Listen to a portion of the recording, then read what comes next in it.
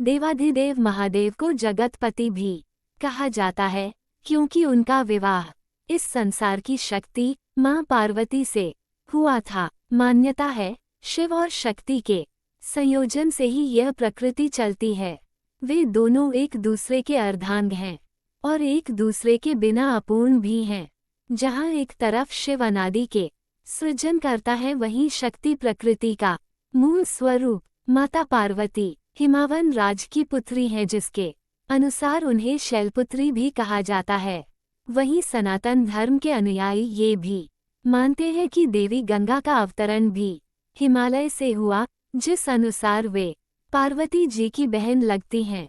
एक कथा के अनुसार इन दोनों बहनों में शिव जी को लेकर इतना विवाद बढ़ गया था कि बात संभाले नहीं संभल रही थी। आइए जानते हैं माता पार्वती और गंगा जी के विवाद की वह रोचक कथा।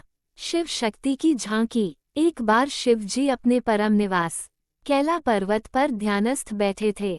साथ ही में माता पार्वती भी ध्यान में मग्न थी। शिव और शक्ति का ये सुंदर स्वरूप एक साथ बहुत सुंदर लग रहा था।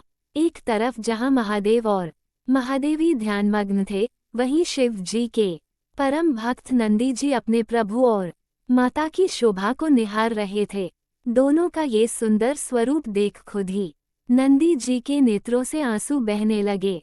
अपने भक्त की आंखों से बहते अश्रुओं का भान जैसे ही महादेव को हुआ, उन्होंने अपने नेत्र खोले। महादेव के समक्ष साक्षात थी गंगा। महादेव ने जैसे ही भक्त चिंता में नेत्र खोले, उन्होंने देखा सामने ही हाथ जोड़े गंगा खड़ी थी। गंगा को देख महादेव हैरान होते हुए बोले, देवी गंगे अप। महादेव के वचन सुन गंगा बोली, हे आदिपुरुष, आपके रूप को देखकर मैं आप पर मोहित हो गई हूँ। कृपा कर मुझे पत्नी रूप में स्वीकार करें। पार्वती का कोप। जैसे ही ये स्वर माता पार्वती के कानों में पड़े, वो हैरान हो गई।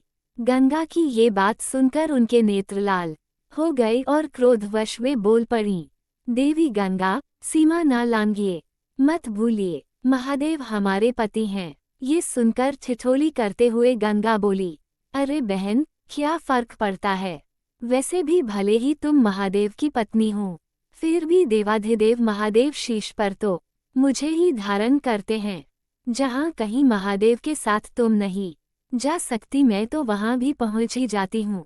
गंगा की ये बात सुनते ही माता पार्वती के क्रोध का ठिकाना ना रहा। उनका क्रोध से मुख भयंकर हो गया। पार्वती का गंगा को शाप।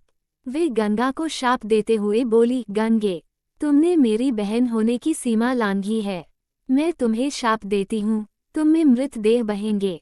जग जन के पाप धोते धोते तुम मैली हो जाओगी और तुम्हारा ये अहम तोड़ते हुए तुम्हारा रंग भी काला पड़ जाएगा। गंगा की याचना। गंगा ये सुनते ही महादेव और महादेवी के चरणों में गिर गई। वो अपनी भूल समझ गई तथा महादेव और पार्वती से क्षमा याचना की।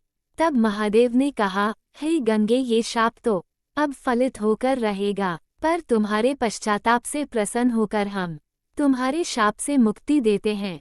हे गंगा, तुम जनमानस के पापों से दूषित होंगी, पर संतजन के स्नान से तुम्हारा शुद्धि तुम्हें वापस प्राप्त होगी। इस क्रम के बाद से ही गंगा में स्नान से पाप धुलने लगे।